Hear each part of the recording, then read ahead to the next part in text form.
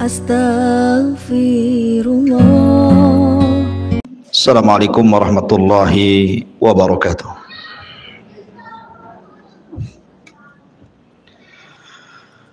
Alhamdulillah wassalatu wassalamu ala Rasulillah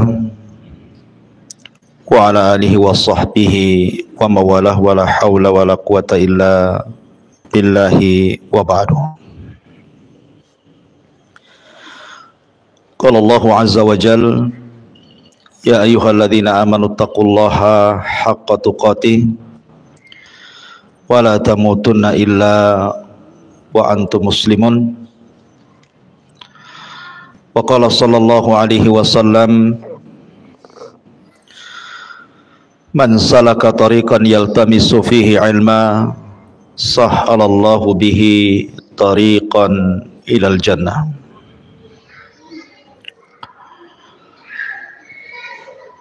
Baik, kita lanjutkan pembahasan kitab Al-Kabair karya Al-Imam Adz-Dzahabi rahimahullahu ta'ala. Dan kita masuk pada dosa besar yang ke-42, istri durhaka kepada suaminya. Ma'asyiral muslimat, ibu-ibu yang dirahmati Allah subhanahu wa ta'ala, kita tahu bahwa tujuan berumah tangga adalah menciptakan dua perkara. Pertama, mawaddah, dan yang kedua, rahmah. Dan itu difirmankan di dalam Al-Quranul Karim, wa min ayatihi an khalaqa lakum min anfusikum azwaja litaskunu ilaiha wa ja'ala bainakum mawaddatan wa rahmah inna fi dzalika laayatin liqaumin yatafakkarun. Dan dari tanda-tanda kuasa Allah, ayat-ayat Allah, Allah subhanahu wa ta'ala menjadikan kalian itu berpasang-pasangan. Ada suami, ada istri. Tujuannya adalah wa ja'ala bainakum mawaddatan wa rahmah, agar Allah subhanahu wa ta'ala jadikan kepada kalian itu mawaddah, saling mencintai, wa rahmah, saling memberikan kasih sayang sesamanya. Dan itu sebuah tanda kekuasaan Allah bagi orang-orang yang mau berfikir. Ini tujuan orang berumah tangga, maksudnya di dunia. Adapun di akhirat tentu tidak lain dan bukan tujuan berumah tangga itu untuk meraih sorga. Karena tujuan rumah tangga itu bukan segala-galanya, tetapi wasilah. Ibarat kapal, kalau seandainya mengarah ke sorga, naik di situ. Tetapi kalau kemudian mengarah ke neraka, turun dari situ. Karena rumah tangga itu wasilah dari wasilah amal soleh menuju sorga. Itu di akhirat. Tapi di dunia, tujuan rumah tangga itu supaya tenang hatinya karena adanya rasa cinta dan juga kasih sayang di antara pasangan suami istri. Nabi Adam alaihi salatu wassalam ketika diciptakan oleh Allah subhanahu wa ta'ala, Allah subhanahu wa ta'ala tinggalkan Adam di sorga. Dan sorga kurang apa, Bu? Semua ada di sorga itu. Mala ainun ra'at wala udhunun sami'at wala khatara ala qalbi bashar. Kenikmatannya tidak pernah dilihat mata, tidak pernah didengar telinga, bahkan terlintas pun tidak, saking nikmatnya kehidupan sorga itu. Makanya orang itu ingin tinggal di sorga. Tetapi ketika Adam hidup sendirian di sorga, sorga yang demikian luar biasa nikmatnya membuat Adam takut. Karena hidup sendirian masalahnya. Makanya kemudian ketika Adam alaihi salatu wassalam tertidur, kemudian terbangun, rupanya di sampingnya ada pasangannya Hawa. Kemudian Adam bertanya kepada Hawa, siapa kamu? Man anti, siapa kamu? Maka Hawa mengatakan, saya Hawa. Disebut Hawa karena Hawa dicipta dari zat yang hidup, dari tulang rusuk Adam yang paling atas, yang paling bengkok sebelah kiri dekat jantung. Kemudian Adam bertanya lagi kepada Hawa, kamu diciptakan dari apa? Maka Hawa kemudian menjawab, diciptakan dari tulangmu. Makanya Nabi SAW bersabda, khuliqatil mar'atu min dila'in, bahwa wanita diciptakan dari tulang rusuk laki-laki. Kemudian Adam bertanya lagi, lalu apa tujuan Allah menciptakan kamu? Maka Hawa mengatakan, litaskun ilaika, liaskuna ilaika, agar aku memberikan ketenangan kepadamu. Dari sini Allah Subhanahu wa taala berfirman, wa ja'ala bainakum mawaddatan wa rahmah wa min ayatihi an khalaqa lakum min anfusikum azwaja litaskunu ilaiha wa ja'ala bainakum mawaddatan wa rahmah wa min ayatihi, dan dari tanda-tanda ayat-ayat Allah, Allah menjadikan kalian berpasangan, litaskunu, supaya memberikan ketenangan, Bu.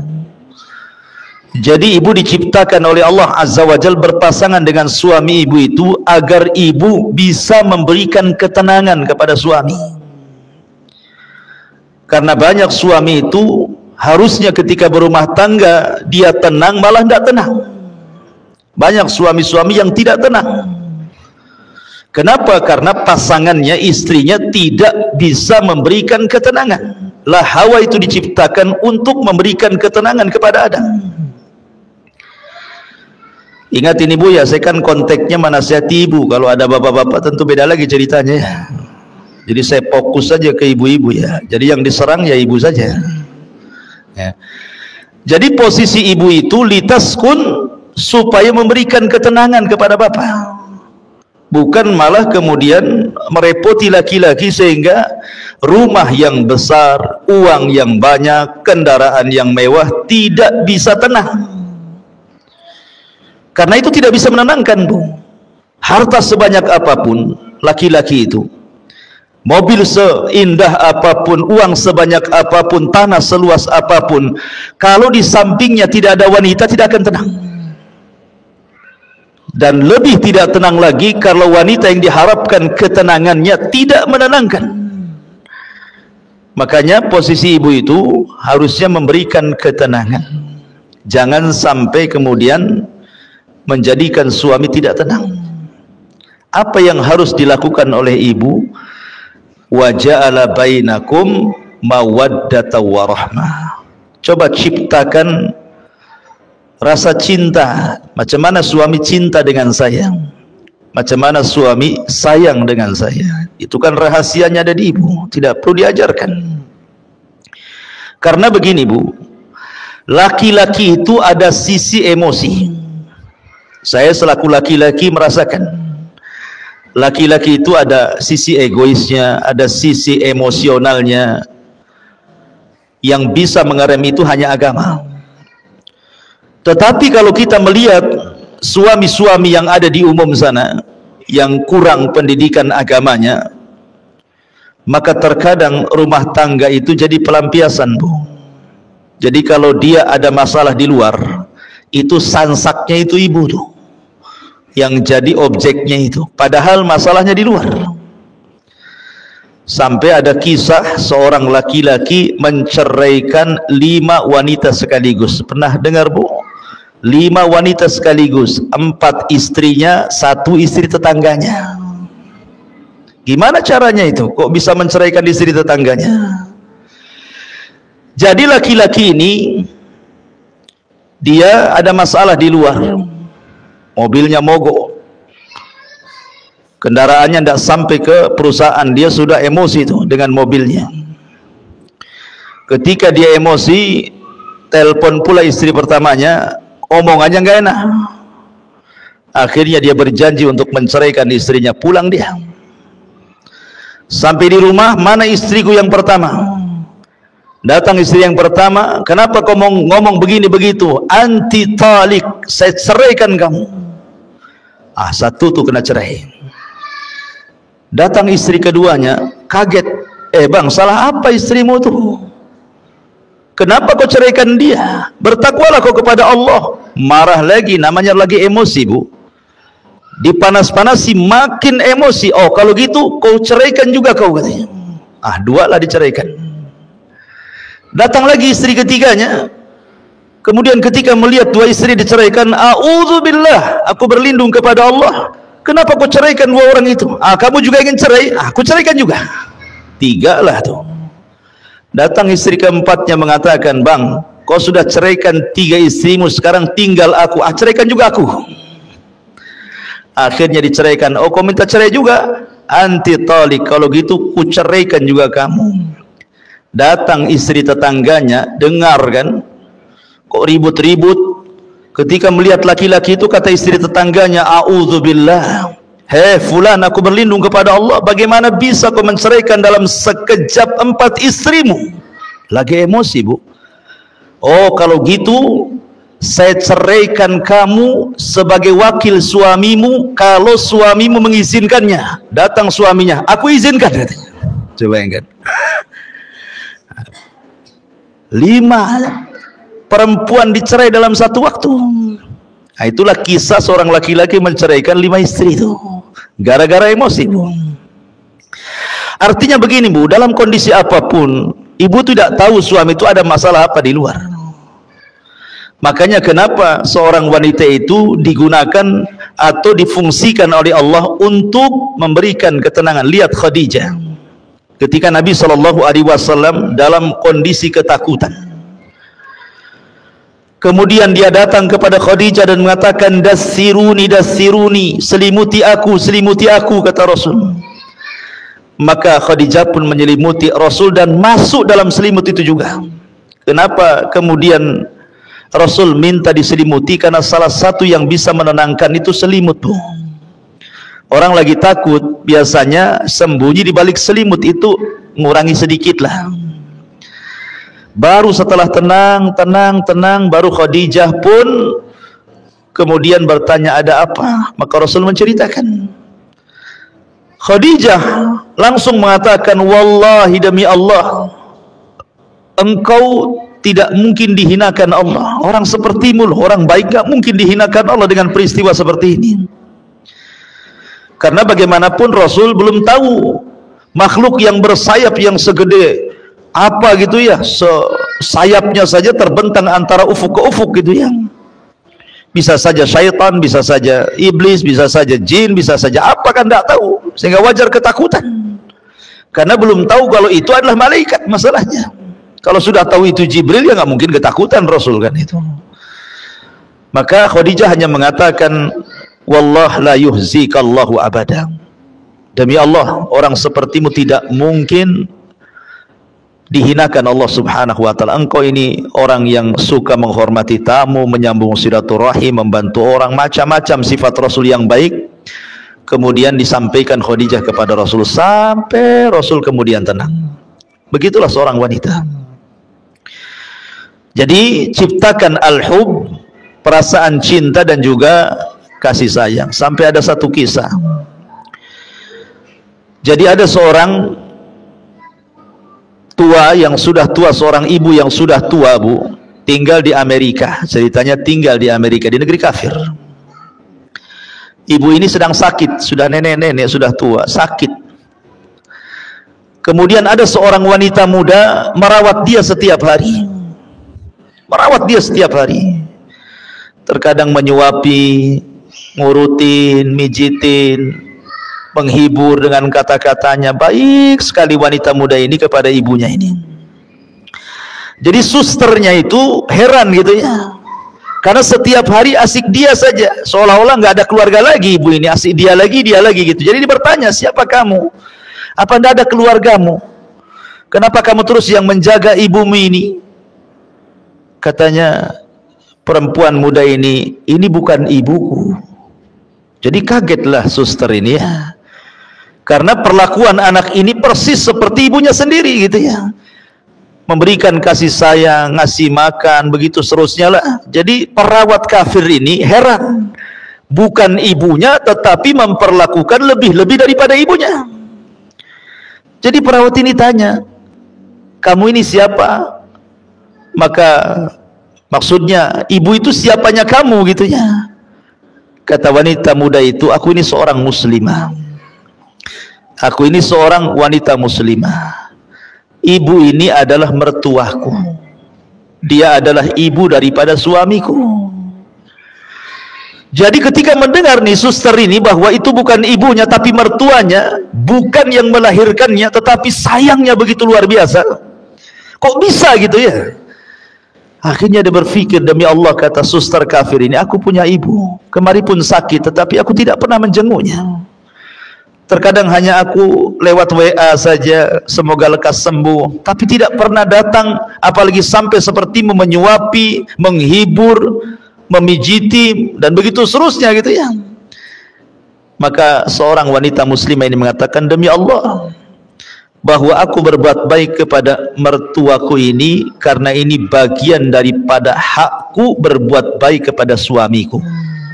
Oh, ketika mendengar indahnya syariat Islam ini, akhirnya kemudian suster kafir ini masuk Islam. Lihat ya. Jadi ketika ibu ini berbuat baik kepada orang tua suami, maka ibu harus menganggap orang tua suami itu sama dengan ibu sendiri, dan itu bagian bahwa ibu sedang melaksanakan hak sebagai seorang istri kepada suaminya. Ini di zaman ini tidak aneh gitu ya, suami ini ngirim uang sama ibunya, ibu pula yang emosi, ya kan? Jangan banyak-banyak bang kalau ngirim itu. Ini rumah belum selesai, kulkas belum dibeli, sepeda motor belum lunas, tanah sebelah belum dibeli. Aduh, semua pengen semuanya. Itu namanya ngajari durhaka suami kepada orang tua namanya. Tidak boleh. Yang ada ibu menjadikan mertua itu sama sayangnya dengan kepada ibu sendiri. Itu yang harus dilakukan sebagai hak seorang istri kepada suami. Ya. Ma'asyiral muslimat, ibu-ibu yang dimuliakan Allah Subhanahu wa taala. Makanya juga ada satu kisah nanti kita sebelum masuk. Kisah luar biasa ini, Ibu. Jadi satu sisi ini seorang wanita percontohan kepada ibu-ibu yang lainnya ya. Ada satu kisah saya baca dalam kitab, lupa kitabnya. Tapi ini kisah nyata gitu ya. Jadi ada seorang wanita muslimah, akhlaknya baik sekali, sayang dengan suaminya, cinta dengan suaminya, pokoknya luar biasa. Dia tidak pernah mengecewakan suaminya, tidak pernah kata-katanya menyakiti suaminya. Dia berusaha tidak ada pertengkaran dalam rumah tangganya. Satu hari pun tidak pernah bertengkar dia. Jadi ada feedback, karena istrinya juga baik, apalah yang kurang dari istriku. Tetapi yang kurang dari istrinya adalah istrinya tidak bisa melahirkan. Istrinya mandul, tidak bisa punya anak, padahal yang namanya seorang orang tua kalau anaknya meninggal itu kan diharapkan punya cucu, Bu ya. Tetapi ketika anaknya tahu tidak punya anak, kan kadang-kadang orang tua itu sedih.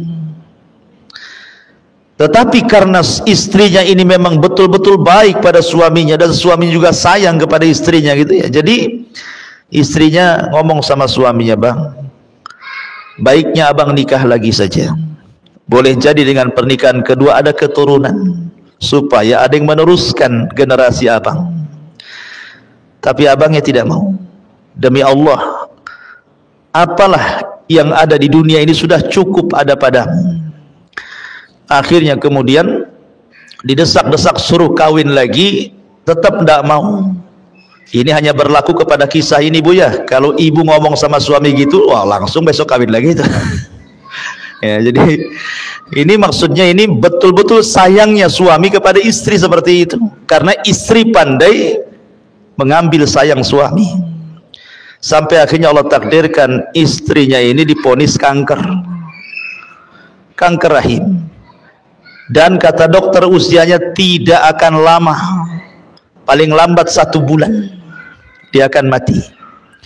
Jadi istrinya ngomong sama abangnya, nih bang, tengok dokter sudah mengatakan bahwa usiaku tidak akan sampai 1 bulan, sebaiknya abang menikahlah biar aku bisa menyaksikan pernikahan itu. Akhirnya kemudian suaminya tetap nggak mau. Bahkan dia ketika istrinya dirawat di rumah sakit itu, dia tinggalkan semua pekerjaannya, dia duduk di samping istrinya, kemudian merawat istri, semua pekerjaan dibawa ke rumah sakit.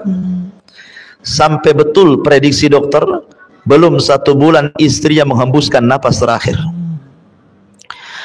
Betapa sedihnya seorang suami kalau yang dicintainya itu meninggal seperti itu. Lihat Nabi, 1 tahun meninggal Khadijah itu tidak bisa menghapus kesedihannya, karena cintanya Rasul kepada Khadijah. Jadi setelah istrinya meninggal dunia, beberapa waktu setelahnya pembantunya datang membawa surat, dan pembantunya mengatakan, Pak, ini surat dari istri Bapak semasa hidup, saya dilarang memberikannya kecuali setelah wafatnya, dan ini juga ada kado pemberian dari istri Bapak, katanya. Ada surat dan ada kado. Rupanya setelah dilihat kadonya hanya cermin biasa untuk mengaca. Kemudian dia menitip surat, dan isi suratnya dia memohon, Bang, ketika aku di dunia aku memaksa engkau berpoligami supaya punya anak, abang tidak mau. Saya paham, boleh jadi abang takut saya cemburu, tetapi apalah cemburu sekarang, istrimu sudah meninggal dunia. Tidak mungkin orang di kuburan akan cemburu kepada orang yang di atas kuburan. Tolonglah menikah, Bang. Kalau abang cinta dengan aku, kalau dia punya anak perempuan, kasih nama anak itu diriku, supaya menunjukkan bahwa sayang itu sampai ke kuburan, katanya. Luar biasa, Bu ya, kisah ini. Kayak sinetron aja, Ustaz. Enak kali kalau punya kisah kayak gini ya. Tapi tidak mustahil kok bisa dilakukan seperti ini kalau istri itu pandai menciptakan mawaddah warahmah. Lah salah satu, Bu, yang meretakkan rumah tangga, salah satunya yang meretakkan rumah tangga dan hilangnya mawaddah dan rahmah adalah durhakanya istri kepada suami. Apa itu? Ini kita akan bahas dalam kitab ini. Allah Subhanahu wa taala berfirman, wallati takhafuna nusuzahunna fa'idhuhunna wahjuruhunna fil madaji' wadribuhunna fa in ata'nakum fala tabghu 'alaihinna sabila innallaha kana 'aliyan kabira. Perempuan-perempuan yang kamu khawatirkan akan nusuz. Nusuz itu selingkuh, melakukan perbuatan-perbuatan keji dalam rumah tangga. Tidak mesti selingkuh beneran dengan laki-laki, tidak. Bisa saja dia melawan dengan kata-katanya, bisa saja melawan dengan perbuatannya sehingga menjadikan suami marah dan emosi. Maka tugas suami fa'idhuhunna, pertama memberikan nasihat kepada istrinya. Wahjuruhunna fil madaji, tidak bisa diberikan nasihat, pisah ranjang. Kalau wanita berakal, ketika suaminya saja tidak mau menyentuhnya, itu sudah sakit hati, Bu. Kalau wanita itu berakal, ketika suami tidak mau menyentuh, apalagi tidur di tempat lain, istri di atas, suami di bawah atau lain kamar, itu sudah sakit hati. Tapi wanita zaman sekarang akalnya sudah nggak ada. Nggak apa-apa, tidurlah sana, katanya. Kadang-kadang wanita seperti itu ya. Wadribuhunna, kalau masih nekat juga, ndak mau sadar juga, ndak mau minta maaf juga, maka suami boleh memukul sebagai simbol itu akhir daripada nasihat. Maka boleh seorang suami menceraikan. Kalau sudah dipukul, fa in ata'nakum, kalau memang istrinya taat lagi, bertobat lagi, fala tabghu alaihinna sabila, maka tidak boleh mencari jalur cara untuk supaya rumah tangganya retak. Innallaha kana aliyan kabira, karena Allah zat yang maha tinggi lagi maha besar. Di sini ada kata-kata wallati takhafuna nusuzahunna, dan wanita-wanita yang kamu khawatirkan akan nusuz. Jadi Nabi SAW ketika mengatakan bahwa ada wanita-wanita yang nusuz, memang kenyataannya banyak wanita-wanita itu yang nusuz, baik dengan ucapan atau dengan perbuatan, dan yang banyak adalah dengan ucapan. Yang paling banyak nusuz seorang istri itu ucapan istri kepada suami. Makanya ketika Nabi SAW diperlihatkan tentang neraka, apa kata Rasulullah? Ittala'tun narah, aku diperlihatkan neraka, kata Rasul. Fa idza aktsaru ahlihan nisa, rupanya kebanyakan penduduknya wanita semuanya. Ada laki-laki tapi banyak wanitanya. Kemudian sahabat bertanya, apakah mereka kufur kepada Allah? Maksudnya tidak salat, tidak puasa, tidak zakat, tidak ibadah, tidak baca Quran gitu ya. Kata Rasul, tidak, mereka rajin salat, sebagian mereka rajin puasa, sebagian mereka rajin sedekah, sebagian mereka rajin ibadah. Pokoknya hak dia dengan Allah tidak dikurangi. Lalu kenapa mereka bisa masuk neraka? Maka Rasul mengatakan walakinnahunna yakfurnal ashir, karena mereka wanita itu suka kufur dengan suami dengan kata-katanya. Ingat, di sini dengan kata-katanya. Karena biasanya lisan kalau nyakiti orang lebih berpengaruh dibandingkan yang lainnya. Kemudian Nabi SAW ditanya gitu ya, bagaimana bentuk kufurnya? Maka bentuk kufurnya adalah apabila seorang suami banyak melakukan kebaikan kepada ibu, kemudian ada kesalahan satu kali, tiba-tiba ibu mengatakan, engkau belum pernah berbuat apa-apa kepada saya. Abang ini sebenarnya tidak cinta sama saya. Abang ini tidak pernah memberikan perhatian. Abang ini begini-begini. Intinya bahwa menghapus semua kebaikannya. Harusnya seorang istri sebelum ngomong yang nyelekit kepada suami itu, la yafruku mu'minun mu'minatan. Baik seorang istri memandang suami, suami memandang istri, sebelum mengeluarkan kata-kata itu, Bu, timbang pasangannya itu. Baiknya seberapa, buruknya seberapa. Kalau seandainya keburukannya hanya 30%, kebaikannya 70%, lalu kenapa kemudian ibu ngomong seperti itu? Itulah yang disebut dengan insaf dalam rumah tangga namanya. Insaf dalam rumah tangga itu sebelum ngomong, timbang-timbang dulu. Suami ini lebih banyak baiknya atau lebih banyak buruknya gitu loh. Supaya seimbang rumah tangga, dan disitulah kemudian suami akan tenang karena ibu yang memberikan ketenangan. Lah di sini Nabi SAW mempertegas lagi apa yang dimaksud nusuz di sini. Nabi mengatakan, idza da'a ar-rajulu imra'atahu ila firashihi falam ta'tihi fabata ghadbana 'alaiha la'anathal malaikatu hatta tusbiha. Apabila seorang suami mengajak istrinya ke tempat tidur, tetapi sang istri menolaknya, sehingga sang suami marah-marah sepanjang malamnya dongkol, maka para malaikat akan melaknat ibu tersebut atau istri tersebut sampai datang waktu subuh. Subhanallah. Di dalam hadis, Bu, ada yang mengatakan apa? Idza tazawwaja ahadukum faqad istakmala nisfa dini. Apabila seorang itu menikah, berarti seseorang sudah mendapatkan separuh agama, kan gitu ya. Ibu dapat separuh agama, bapak pun dapat separuh agama. Apa yang dimaksud separuh di sini? Separuh agama yang dimaksud dalam rumah tangga adalah kebutuhan biologis. Ya Ibu ya. Jadi separuh agama itu artinya kebutuhan biologis. Karena kalau orang tidak berpasangan, tidak punya istri atau tidak punya suami cenderung maksiat kepada Allah Azza wa Jalla. Cenderung maksiat kepada Allah Azza wa Jalla, berzina, zina mata, zina telinga, zina pikiran, bahkan terkadang dibenarkan dengan zina kemaluan gitu ya. Tetapi ketika kemudian seseorang menikah, semua terjaga. Dari sinilah makanya apabila seorang wanita atau laki-laki kemudian menikah, maka separuh agama sudah ibu dapati dan separuh agama suami sudah dapati. Kenapa? Karena sudah terpenuhi hajat biologisnya, sudah terpenuhi ya. Jadi separuh agama itu ada hubungan suami istri.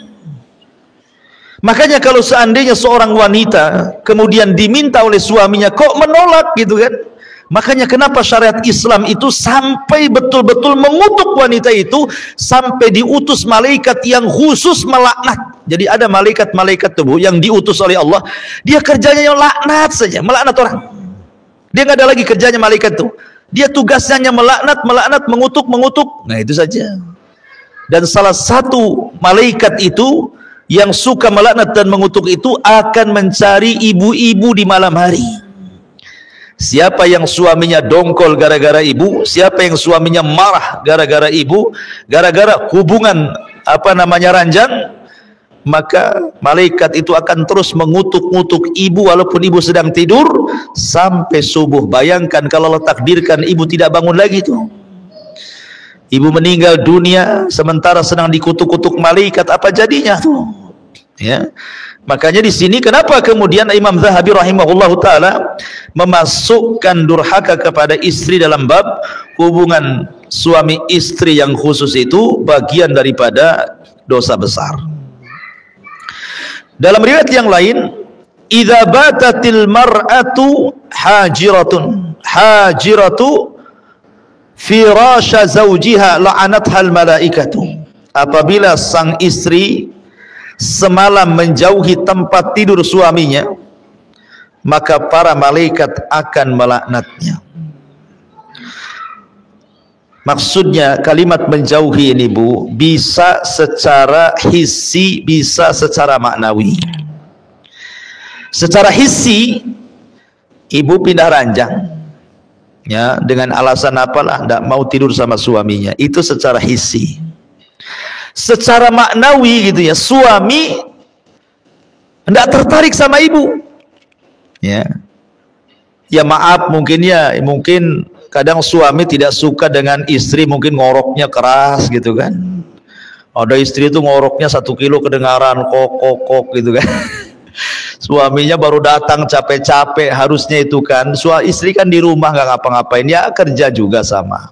Kalau bisa itu, kalau tahu memang ibu tukang ngorok, biarkanlah suami tidur dulu kan itu ya, baru ibu tidur. Sebab kalau ibu tidur dulu udah suami capek kena ngorok ibu, kan double tuh ya capeknya itu kan, dongkol di perusahaan, dongkol pula sama ibu ya. Artinya ada menjauh secara maknawi, atau mungkin dandanan ibu kurang menarik gitu ya, sehingga kemudian suami ini tidak suka, malas tengok ibu. Habis di jalan dia nengok perempuan-perempuan seksi, sampai di rumah pula ibunya malah menggunakan pakaian-pakaian nggak jelas, atau malas dandan, badannya ndak wangi, pokoknya nggak selera lah ibaratnya gitu ya.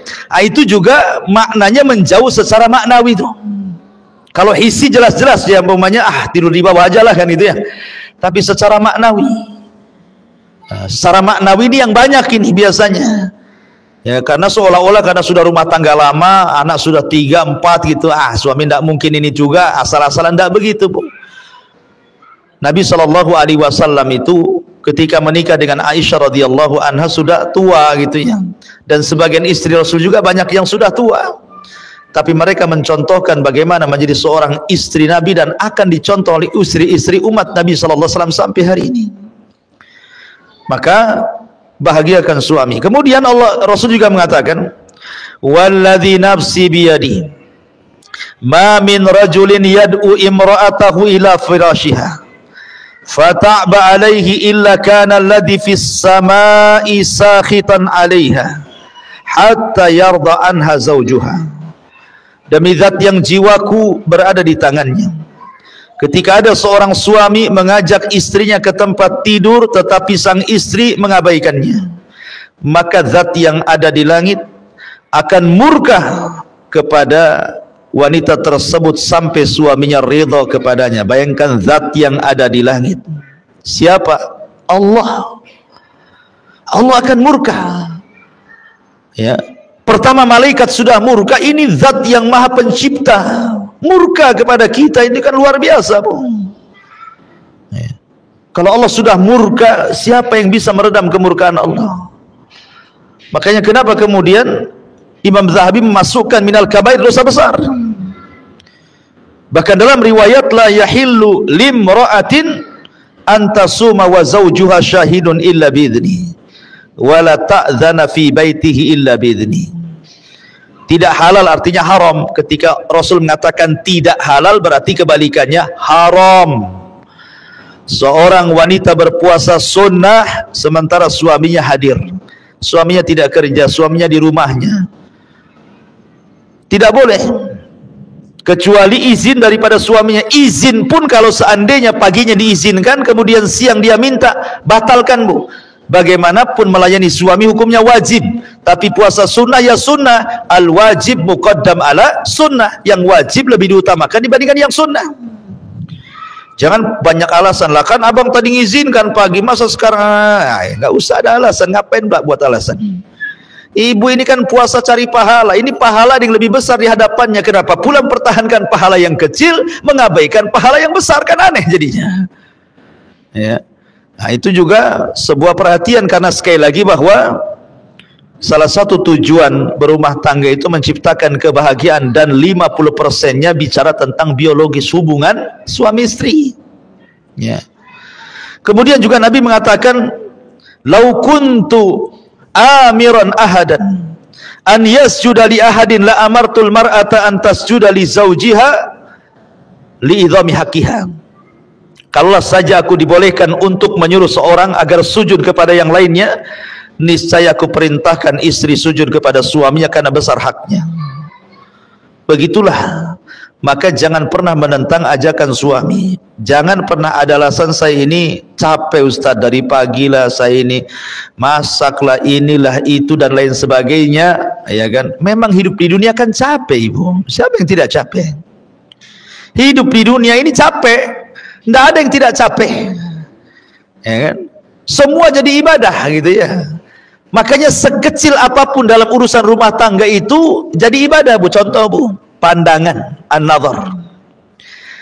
Apabila seorang pasangan memandang pasangannya yang lain, suami memandang istrinya, istri memandang suaminya, nazaran, dengan pandangan yang menyenangkan, maka Allah akan buat pandangan itu menjadi pandangan rahmat, Bu.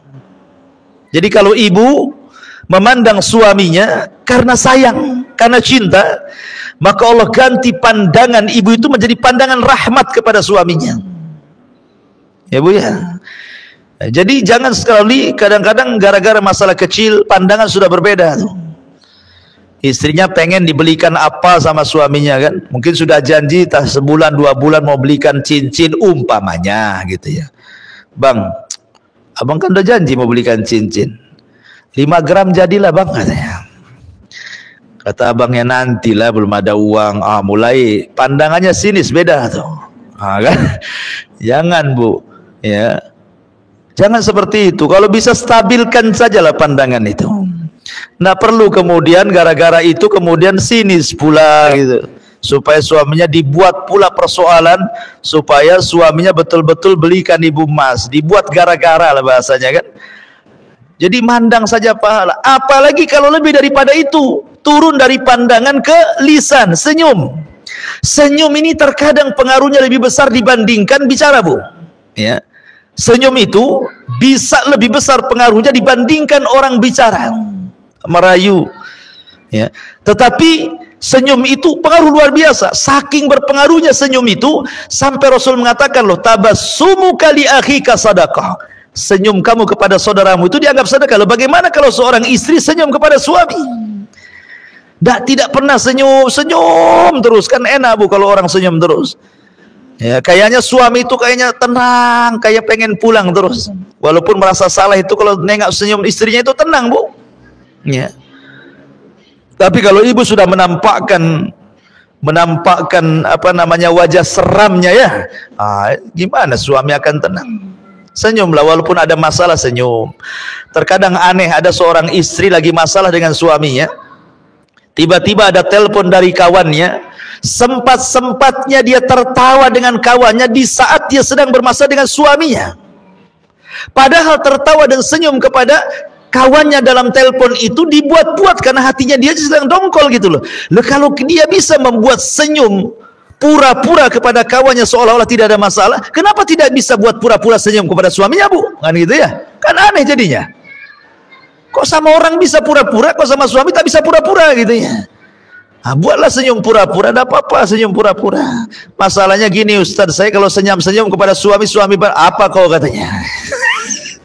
Ada apa? Ya karena ibu jarang senyum. Jadi kalau ibu senyum, suami udah deg-degan tuh jadinya. Ini jangan-jangan ada maunya nih kan gitu ya.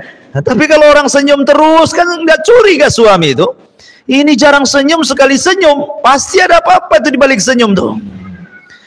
Makanya apalagi kalau tambah daripada pandangan senyum sampai kepada kata-kata, sampai kepada perbuatan. Maksudnya perbuatan itu ibu menyenangkan suami, betul-betul menyenangkan gitu ya.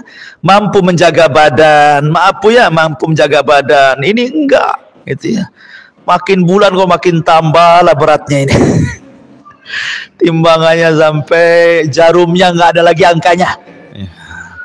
Ya, jadi jagalah penampilan, jaga pakaian, jaga semuanya. Nggak masalah, saya sudah tua Ustaz. Nggak ada, agama itu nggak ada tua, nggak ada muda. Ya. Agama itu semua sama ya, mau tua, mau muda, mau baru kawin, mau sudah lama kawin, semua sama. Karena inti rumah tangga itu adalah mencari redha. Sementara suami itu ibaratnya ibu bagi suami. Kalau keredhaan Allah itu di tangan seorang ibu bagi suami, maka keredhaan Allah bagi istri ada di tangan suami. Mana dalilnya? Lihat hadis selanjutnya. Ungduri aina anti minhu fa innahu jannatuki wa naru.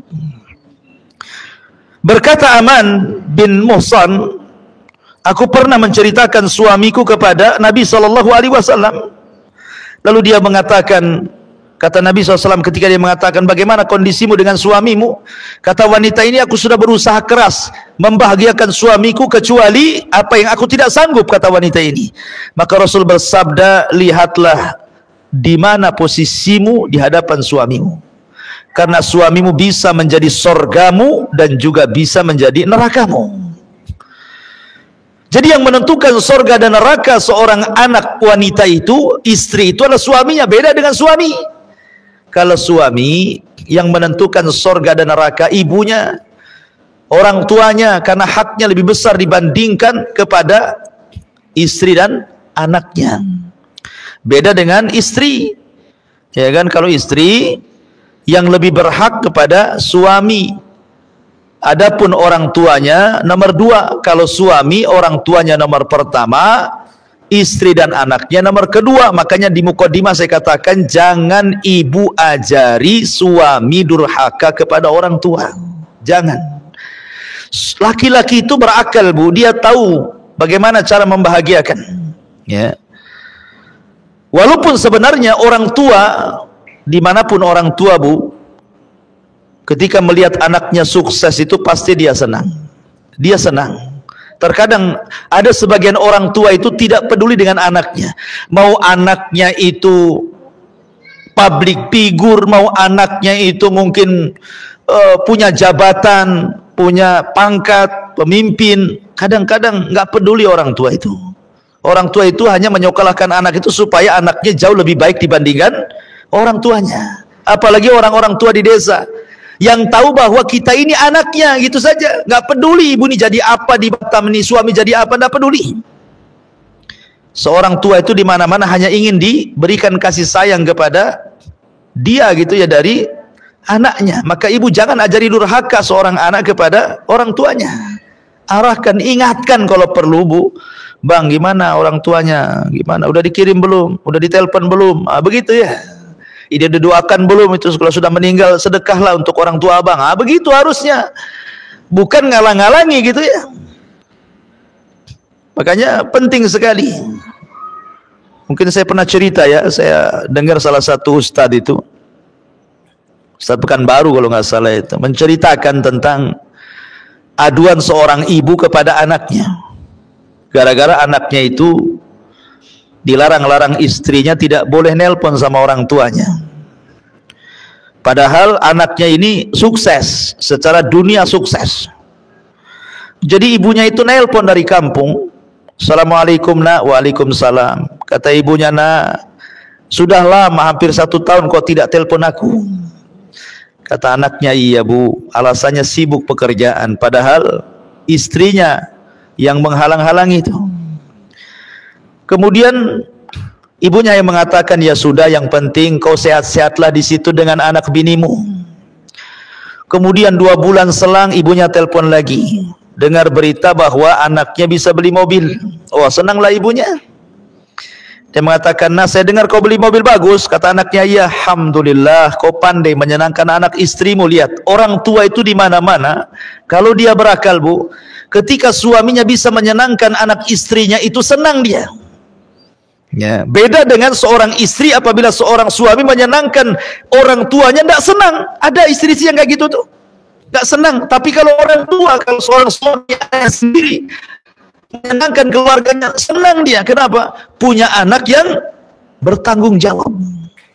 Kemudian ditelepon lagi gitu kan, nah saya dengar kau punya baru beli rumah gitu ya. Alhamdulillah, kau pandai bertanggung jawab.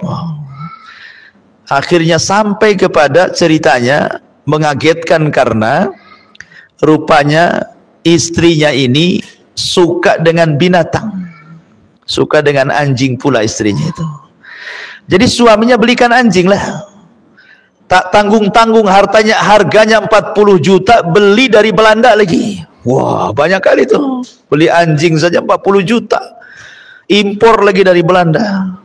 Akhirnya terdengar sama ibunya, teleponlah ibunya, nah apa benar kau beli anjing 40 juta dari Belanda? Kata anaknya, betul bu. Dia nutup-nutupi istrinya. Kata ibunya, dengarkan nak, ini wasiat ibu terakhir kali ya. Kau beli anjing harga 40 juta. Kau buat tempat yang indah untuk anjingmu.